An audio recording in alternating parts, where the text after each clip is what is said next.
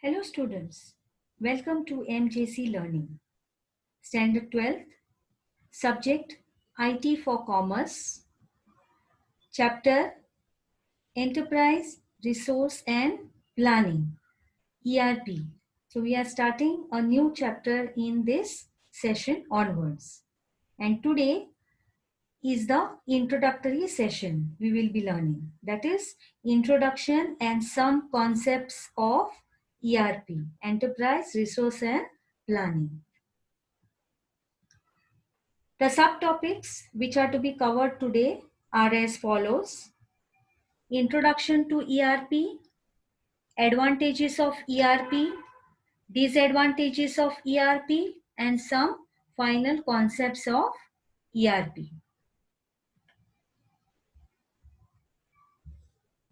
In today's competitive world, one has to manage the future of an enterprise more cleverly. Managing the future means managing the information.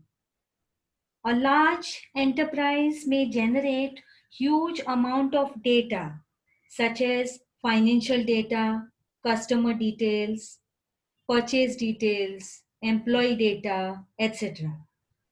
Only the organization that makes the best possible use of this information can succeed.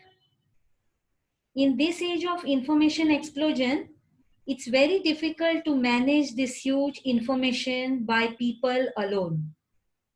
Information technology and its related technologies can be used for planning and organizing resources and information of an enterprise. Hence, most of the organizations are moving to ERP packages as a solution to their information management problem. So let's see in detail what is ERP, Enterprise Resource and Planning.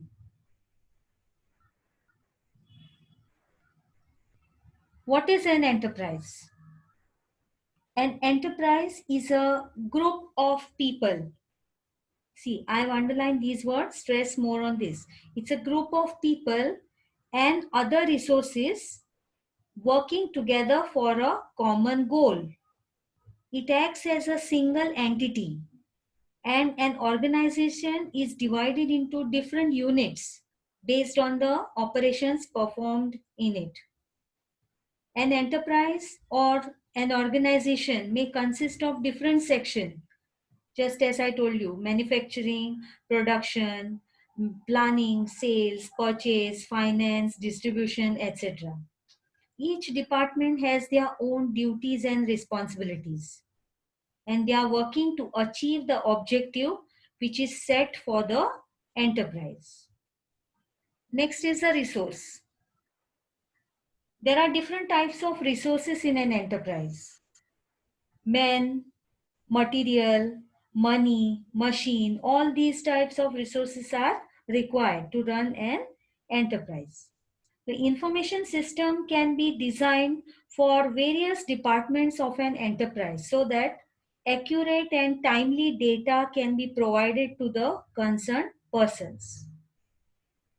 Third is planning.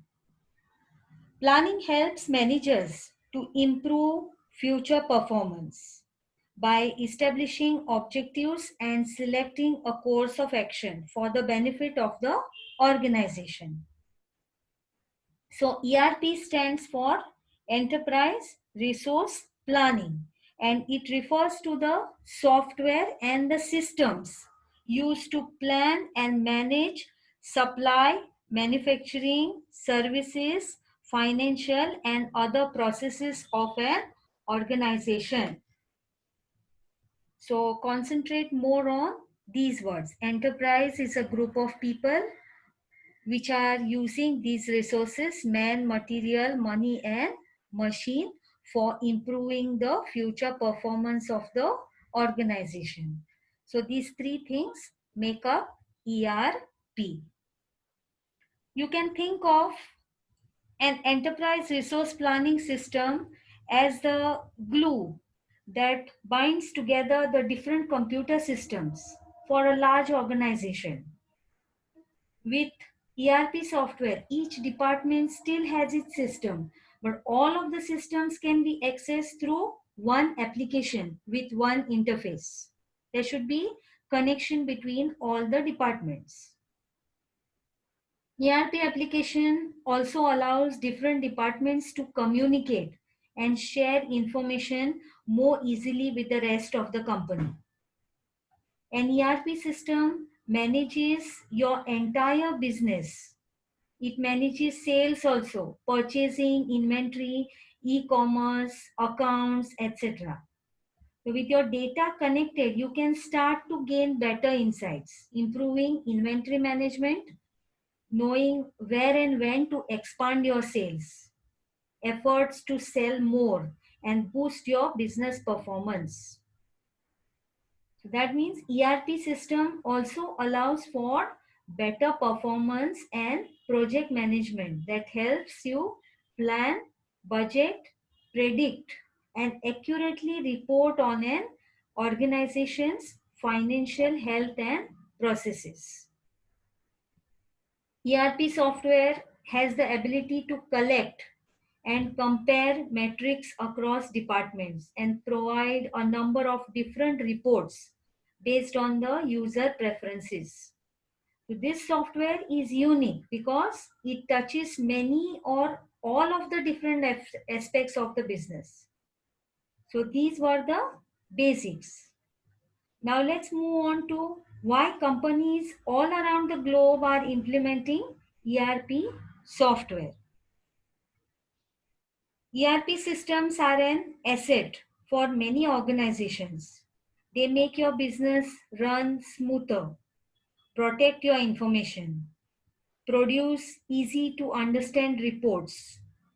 So, with all these capabilities, the benefits of ERP systems make your day to day operations and long term planning more efficient. So, here we are learning some ERP advantages when implementing this type of software. First one, ERP system helps to integrate all the business functions of every department into a single system. It works as a single system by integrating all the business functions. You can integrate CRM software with ERP software, keeping the data consistent, accurate, and unique. Second is, sorry, ERP software enables the business process to manage efficiently and improves organizations' efficiency levels. This is done by eliminating inaccurate data, which will lead to mistakes. So here you have to improve the efficiency. Next is ERP systems provide a single interface for managing and tracking all the day-to-day routine activities performed in the manufacturing. This improves accuracy, consistency, and provides security for the company data. Fourth, ERP software enables to track the company's financial and accounting and helps to manage planning, forecasting, and reporting.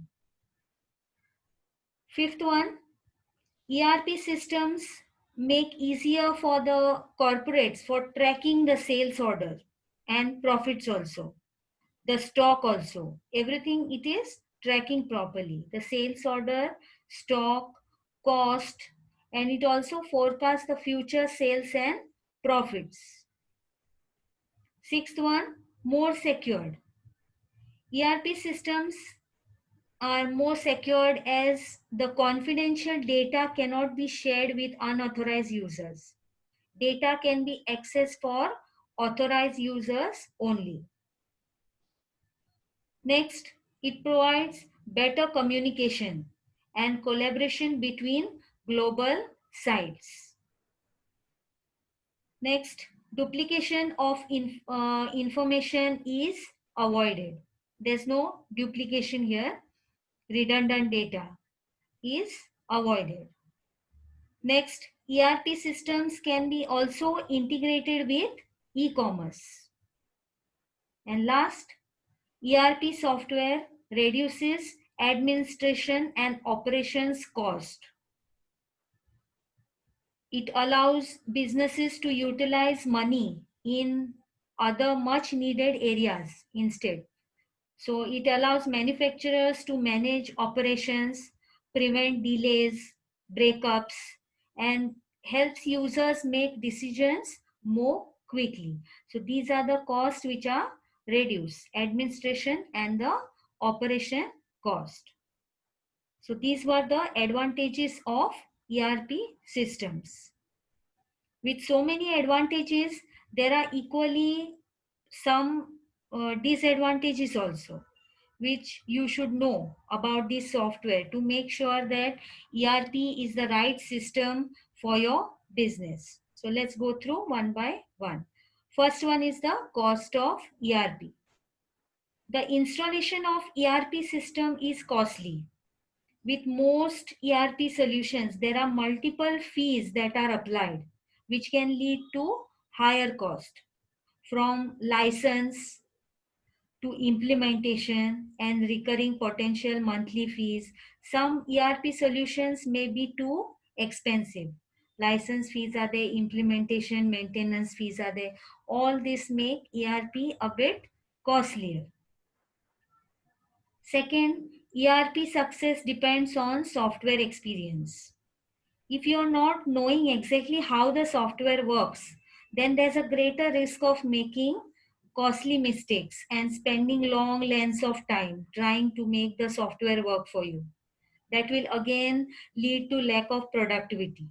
So you have to find a vendor that offers ERP training, which will make the software easier to use and help to build a knowledgeable workforce. Training is most important for ERP success. Next is not purchasing a customizable system. See, it is very important to purchase an ERP solution that has all the modules and applications in it. This will help your business with its daily activities and processes. Otherwise, it's a bad investment. Software should be proper, licensed. Businesses also want to make sure that ERP software doesn't include more than what you need.